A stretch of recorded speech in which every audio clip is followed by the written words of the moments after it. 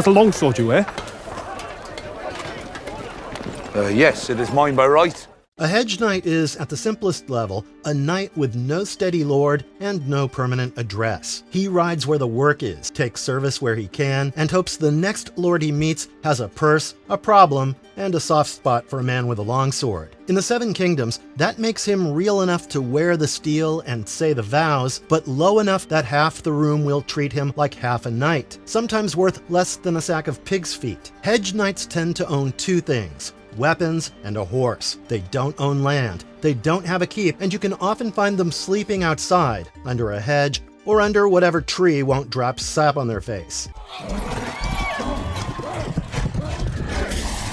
Daenerys was told a version of this in stories about knights so poor they slept by the roads beneath hedges. And if you notice, Seven Kingdoms follows this to the word with Dunk, who sets up camp in the hedges because it's really the only choice the poor knight has. Now, the knight part is still important. Westerosi knights are similar to medieval knights, in the sense that they are an armed warrior class who provide service to a lord or king, and are oath-bound to protect the realm and defend the innocent.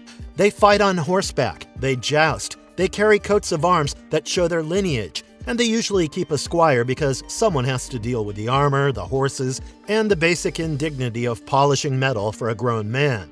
The franchise also makes a simple point that any knight can be a knight, which, in my opinion, is a bit too convenient. I mean, it's not like all knights are noble and honest. What if someone paid a knight and became a knight? That just corrupts the order and dilutes its value. Anyway, the master of games, Plummer, says it in episode 1, and the main series also told the same when Jaime Lannister knights Brienne of Tarth in the episode titled A Knight of Seven Kingdoms, same as the new show's title, and this has led some to believe that Brienne might be a descendant of Sir Duncan the Tall. Anyway, unlike Brienne, when Dunk was knighted, there were no witnesses who could later vouch for him, and it seems that you need witnesses. Dunk says Sir Arlen of Pennytree knighted him with his longsword right before Arlen died. The problem is that the only witnesses were a thorn tree and a robin.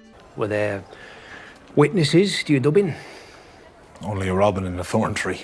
Doesn't help at the gate when the Ashford Meadow tourney runs on status, proof, and people who can point at you and say, yes, this man has the right to enter the lists. So Dunk gets called a hedge knight, gets scorned for it, and then has to scramble for someone to vouch for him. This is also where money enters the equation. Plummer says that armor, horses, training, they all cost a bunch, and you need men to help you manage all of it. It's basically modern equestrian life with more bruises and fewer sponsorships. Tourneys look glamorous from the stands, but they're a financial trap for a poor knight. Lose to another knight and he gets your gear. If you want it back, you pay ransom. A landed knight can lose a helm and still go home to his land and income. A hedge knight can lose a helm and lose his entire future. So the hedge knight lives in a constant audition. He rides from keep to keep and looks for employment. He goes to tourneys to win coin or to look impressive enough that some lord says, I'll take you. He might join a lord's host in war or even ride with loyal processions, but he doesn't belong to one house the way a knight in a great household does. This is why one could compare a hedge knight to a ronin, a masterless warrior, skilled, proud, but also someone that nobody keeps for long. Now, the stigma and the poor repute that hedge knights usually have also shapes their lives sometimes. Some of them try to live by true knightly chivalry and act like the oath still means something, even if no one puts them in a warm hall. Dunk's own view of Sir Arlen fits that romantic ideal, so much so that Arlen calls hedge knights the truest kind of knight, which sounds noble until you remember what Westeros does to noble people. But it could also be Arlen's way of comforting himself, since he had no other option. Many hedge knights do try to be good men, yet people mistrust them, and the term itself often works as an insult. But it's also a fact that the distrust people have towards hedge knights is not just paranoia, it comes from a place of reason. Some hedge knights turn to banditry during tough and long winters and become robber knights. They do have the skill set to do what they need to do, albeit what they do is morally wrong. When you live from job to job, hunger starts to negotiate your values. Hell, it starts to decide your actions. Westeros has room for saints in armor, but it also has plenty of armed men who decide that employment means taking what they want. how are hedge knights different from sellswords and free riders? Hedge knights, sellswords, and free riders can sound like one and the same thing. I mean, they are all armed men with no great house behind them. However, the difference between them comes from their valor and their spine, for the lack of a better term. A sellsword fights for coin, and for him, loyalty is not fixed. Take Bronn, for instance. He was willing to work for anyone who gave him more money, be it Tyrion or Jaime, and later Cersei. Free riders also take pay, but discipline tends to be, well, negotiable. Furthermore, free riders for the most part do not fight for wages, and they're more into attacking and pillaging in the hopes of finding money, women, or enough food. And as I just explained a while ago, a hedge knight is closer to a real knight who lives broke. He has no land, no lord, no shiny status, but he does try to keep the code. Who are some of the famous hedge knights from Westeros? Having said that, if you look at the history of hedge knights in Westeros, you'll find that they go way back to the time of Aegon I, and maybe well before that. For instance, a hedge knight named Sir Humphrey the Mummer ended up being named by Queen Visenya Targaryen as one of the first Kingsguard. Oh yeah, the Order of the Kingsguard itself was started by Queen Visenya Targaryen.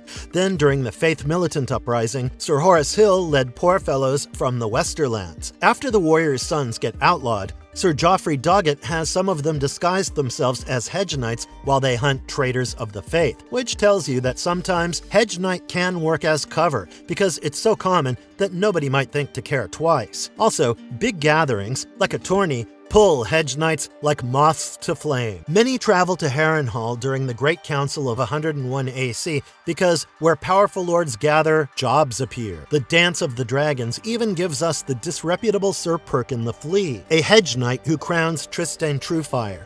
But I won't go into the details and spoil the third season of House of the Dragon for you. And since there have been hedge knights since there have been the Seven Kingdoms, the Dunk and Egg era follows suit. Sir Arlen of Pennytree has not yet been explored in detail yet in the show, but we still know a few things about him. For instance, he never ventured north with Dunk because he thought there were no hedges there to sleep and the woods were full of wolves. Which was kind of true if you ask me. But I won't talk about what happened to Dunk just yet. Let's just say he did well for himself. But I can speak about what happened later in the history of Westeros, right? So Daemon II Blackfyre, the son of King Daemon I, and also the one to lead the Blackfyre Rebellion, used to disguise himself as a hedge knight called John the Fiddler and travel the Seven Kingdoms. But yeah, despite some of the hedge knights doing some really great things, it's beyond an ounce of doubt that hedge knights are not really respected, and even royalty that roams with them can often be called half-peasants. Case in point, King Aegon V. The series forces Dunk into a world filled with knights he can brawl with,